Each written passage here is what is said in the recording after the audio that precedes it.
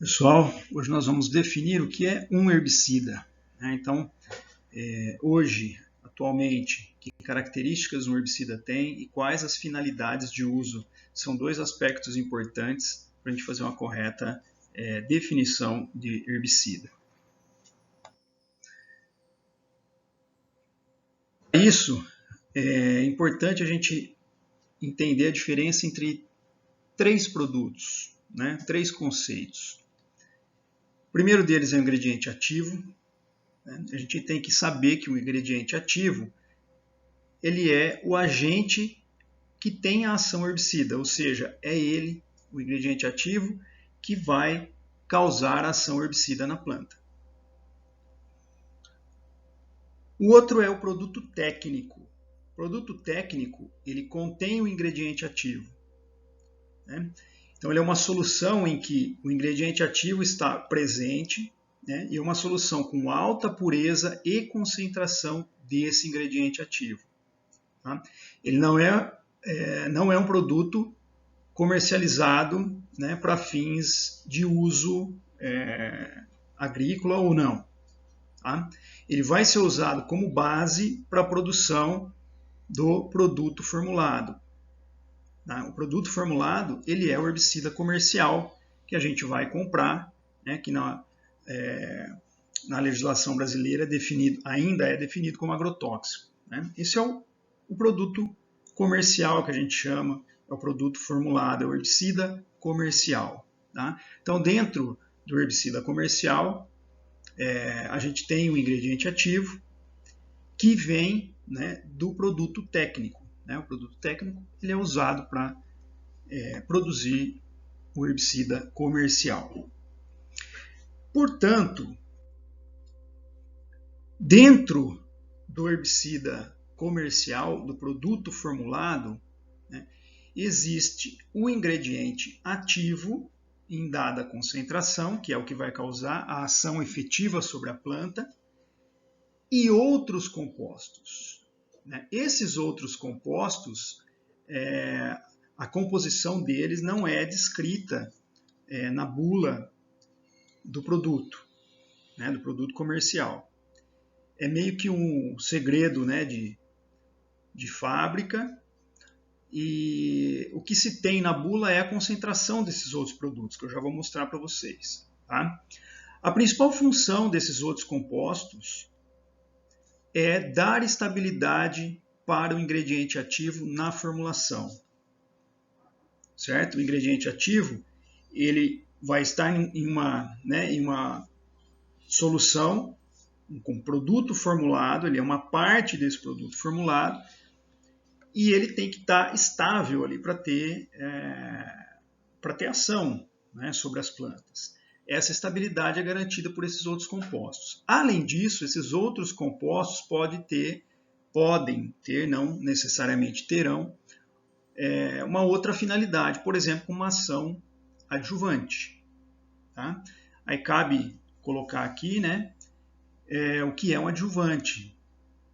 Nós vamos fazer eu vou fazer um vídeo mais para frente falando sobre adjuvantes, mas nesse contexto é importante a gente entender o que é uma ação adjuvante, o que um adjuvante pode causar dentro da formulação. Tá? Então ele pode modificar a atividade do ingrediente ativo, justamente para mantê-lo estável, ou também ele pode modificar as características da mistura, a mistura dentro do produto formulado. Tá? Aqui a gente está falando do adjuvante como um composto do produto formulado, tá? Não o adjuvante que vai ser adicionado na calda.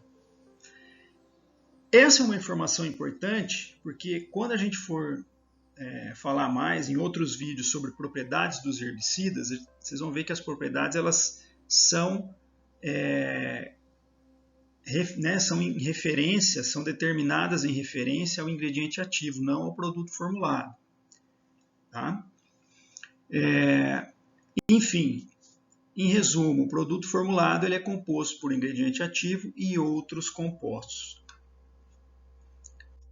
Aqui a gente tem um exemplo do que tem no no rótulo do produto ou na bula do produto, vocês vão ver aqui, né,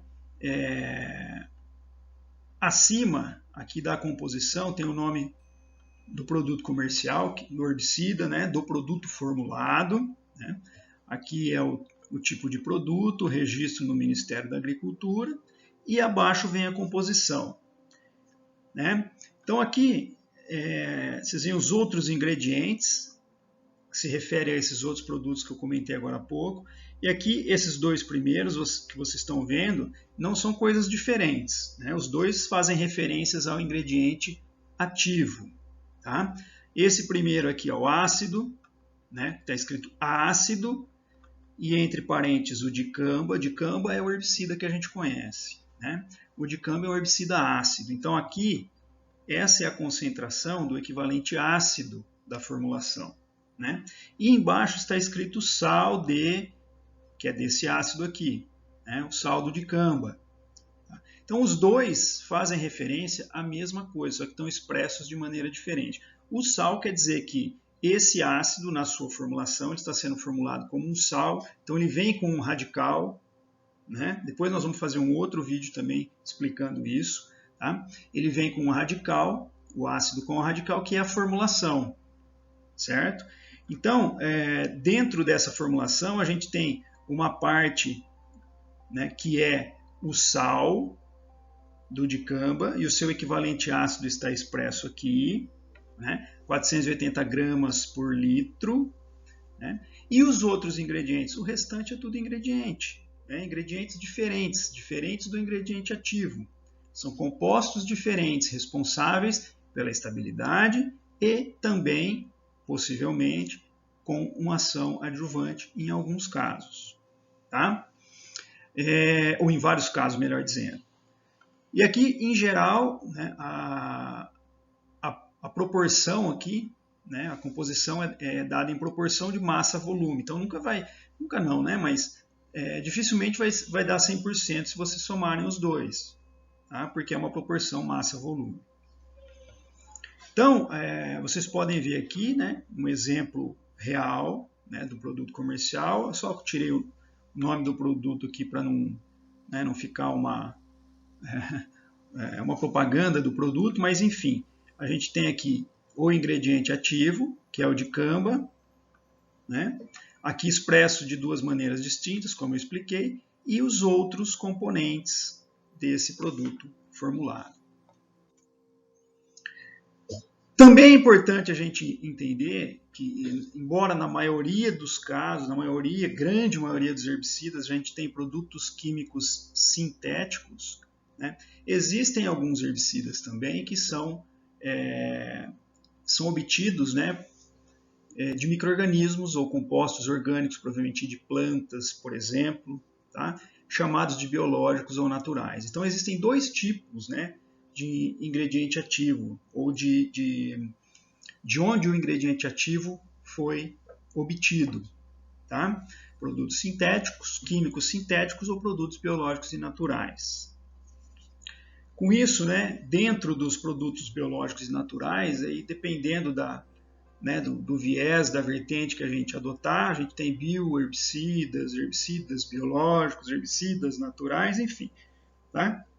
Mas só para ficar bem claro que existem dois tipos diferentes, né, de obtenção do ingrediente ativo.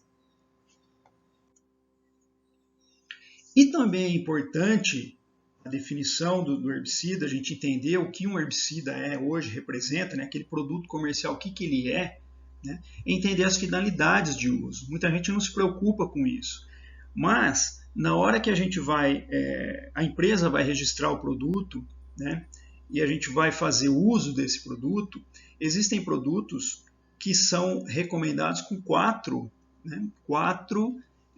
finalidades diferentes.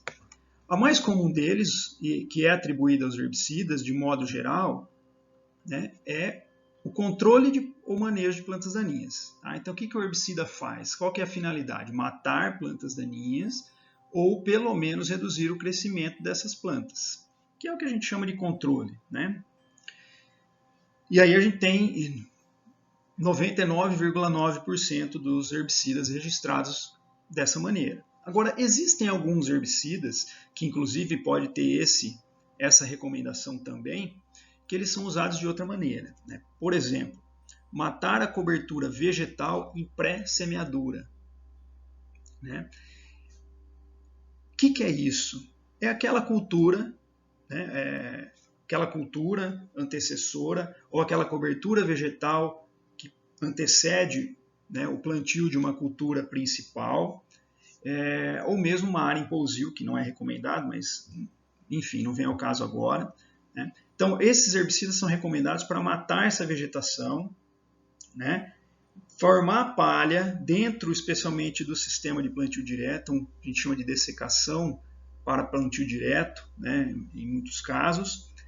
E depois que essa vegetação, né, é dessecada, entre aspas, como a gente chama, se vem, né, com o plantio da cultura subsequente. Tá? Então, existem herbicidas que são registrados com essa finalidade de uso, né? Por exemplo, o próprio o glifosato, né? Glufosinato, diquat, dicamba e N outros, né, herbicidas. Sim, alguns herbicidas são registrados dessa maneira, né? Outro uso, né, é quando a gente tem a cultura no final do seu ciclo e a gente quer, né, dar uma uniformidade maior nessa cultura, né, para que todas as plantas que já estão em senescência, para que elas, né, entre aspas, aí, morram todas ao mesmo tempo, que elas, né, sejam dessecadas ao mesmo tempo, que na verdade nada mais é como uma derrubada de folhas, né? Desfolhar a cultura em pré-colheita. Essa é uma atividade comum, por exemplo, em cultivo de batata, feijão, né? Trigo, soja, enfim. E existem alguns herbicidas que são registrados especificamente para essa dessecação que a gente chama de pré-colheita, né? Por exemplo, o diquat e o glufosinato de amônio, né? São dois herbicidas que são usados nessa situação. E também há um uso bem específico e particular de alguns poucos, né, herbicidas que tem um registro como maturador ou regulador de crescimento, né, para culturas. Então, a ideia entre aspas, regular o crescimento em algum estágio, né, específico de crescimento da planta, tá? Para melhorar o desempenho dessa planta, melhorar, sei lá, a concentração, no caso de cana, que tem, né, dois herbicidas aí registrados. Por exemplo, o bispiribac, né, e o sulfometuron. O sulfometuron, ele não, por exemplo, ele é um herbicida que ele tem registro apenas como misturas formuladas, né? Ele não tem um herbicida sozinho, com ingrediente ativo só de sulfometuron, mas ele tem regulador de crescimento à base de sulfometuron, né? O bispiribac é um outro herbicida, né, que também registrado para cana, que tem essa finalidade, né, e também é usado como herbicidas aqui na primeira função, aqui, ó, matar ou reduzir plantas daninhas, né? Então, por controle de plantas daninhas em outras culturas. Ok? Então, esses quatro são os quatro usos, ou as quatro principais finalidades de uso de um herbicida. Principais não, elas são as quatro finalidades. O principal é a primeira, mas nós temos, né, herbicidas também registrados para as outras três.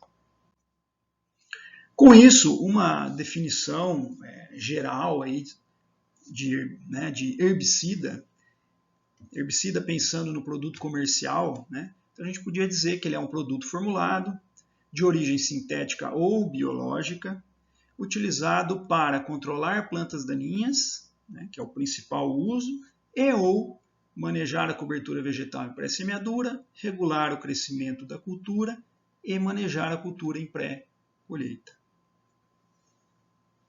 E é isso.